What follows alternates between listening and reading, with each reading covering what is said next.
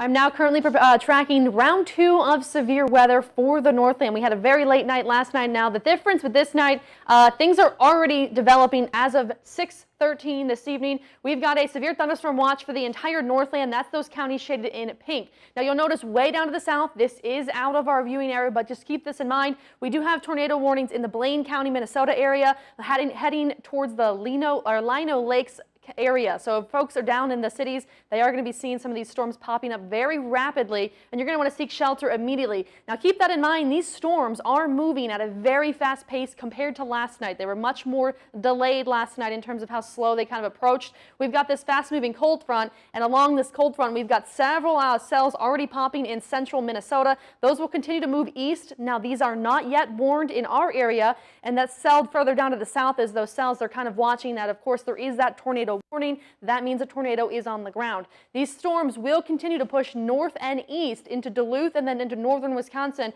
over the next hour or so and become kind of more intensity-wise. So if I zoom in a little bit to our DMA kind of to see what's happening right around the Duluth area, you'll notice we've got cells popping just north of Brainerd.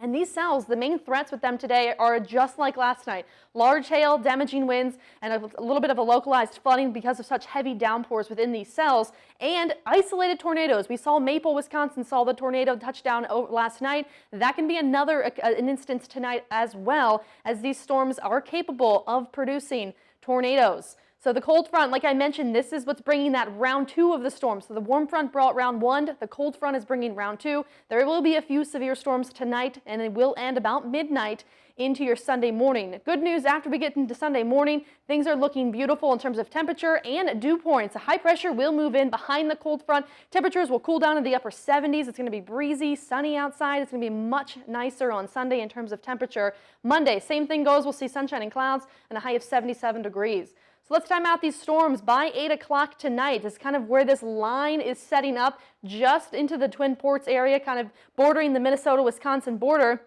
And some of these cells are going to be on the stronger side. If you see clouds starting to get dark, if you're outside, you will want to seek shelter immediately. These are going to be very quick moving storms producing hail, strong winds, and even a tornado or two. This kind of bows out a little bit. You can kind of see here on the map, and that's the concerning part for the straight line winds. When you see a linear lineup onto the radar, that's when you kind of see that straight line winds, and that's what causes a lot of damage, just like a tornado could do.